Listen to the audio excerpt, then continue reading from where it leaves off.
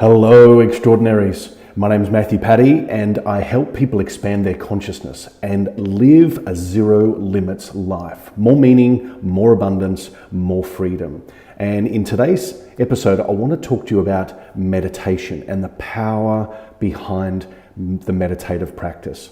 See, if you're like me, over the years, I've experimented with meditation. I've experimented with guided meditations, silent retreats. Some work and some don't for me, and I'm sure you can relate to that as well. See, when I was growing up, the idea of meditation was to be sitting still and to be super quiet. And for some reason, to try and quieten my mind so that there was nothing going on at all. And I found that really, really hard. I don't know about you, but it actually put me off the meditation process because I wanted to move my body because I was very, very physical growing up, right into sport and athletics and rugby and all these sorts of things. And I found it difficult to stay still. More so, I found it difficult to still my mind because I didn't feel that I could, rest my body and rest my mind at the same time.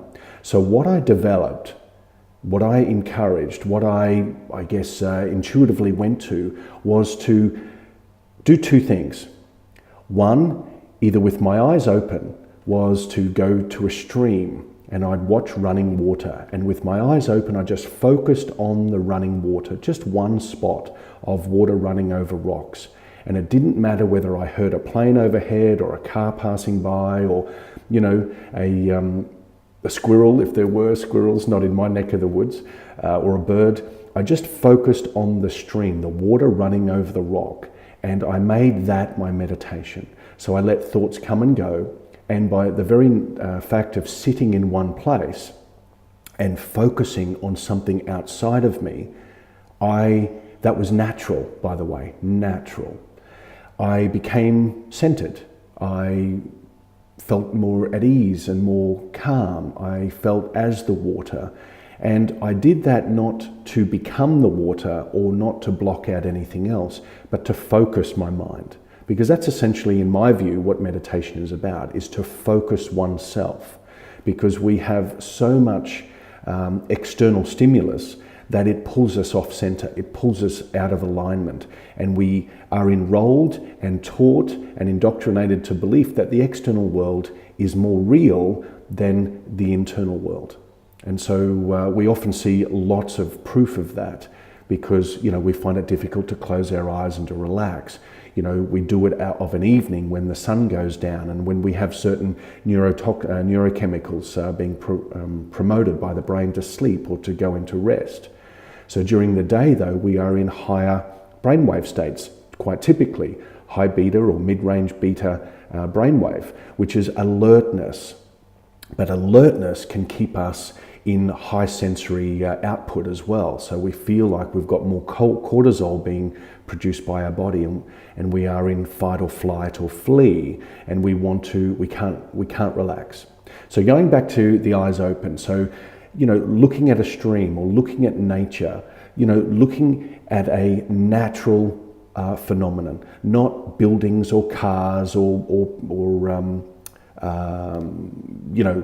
furniture as an example, but look at natural phenomenon and cast your awareness, hold your awareness on that for a period of time. Could be just 5 minutes, could be 10 minutes, doesn't matter. But at the beginning, it's going to feel a little bit like work, but make that commitment that by doing so, the benefits are that you're going to decrease your brainwave activity and you're going to go from beta down to alpha and possibly into theta. And alpha is where we move our activity forward in the brain and we start to feel more coherence. We feel, more balanced, more whole, and coherence in our brain activities and also in our heart center as well. So coherence leads to creation of, abundance, manifesting other wonderful outcomes, physiologically, spiritually, and physically as well. So doing an eyes closed exercise, and I know I'm sort of talking on a little bit here, but I do want to be open about it. Doing eyes closed, when we close our eyes, the function of closing our eyes, we have trained ourselves to go to sleep. But I'd like you to be really conscious when you close your eyes. So when you close your eyes, you may focus on some of the whistling or the ringing in one ear or another. And some people may call it tinnitus but it is a mystical technique. Okay, some people teach it, a lot of people don't. But what I've found is when you bring your awareness to just the inner part of the ear, and you are focusing on the whistling or the ringing in the ear, it could be a high-pitched shrill. Bring your awareness to one side and then bring your awareness to another. You've got your eyes closed. At some point in time, you will pick up a third, okay? And the idea here is to not sit in a meditative process or in a position where you think, I can't think of any thoughts, my mind can't go anywhere else, I must be still, I must be mindful of this moment. And it's very difficult at the beginning. So give your mind something to lay its awareness on, which is this high pitch, this frequency. And this frequency is consciousness, is a tonality that you are engaged with. Your brain, your mind is engaged with that. And it is the sending and receiving of information. And that's another video that I can do if you're interested in that. Okay, so they're the two things that helped me. One was with eyes open to look at nature, to look at a running stream over water, and to commit to the process of just being still as the water, as nature, and just to reflect and to rest my awareness with my eyes open on natural phenomena.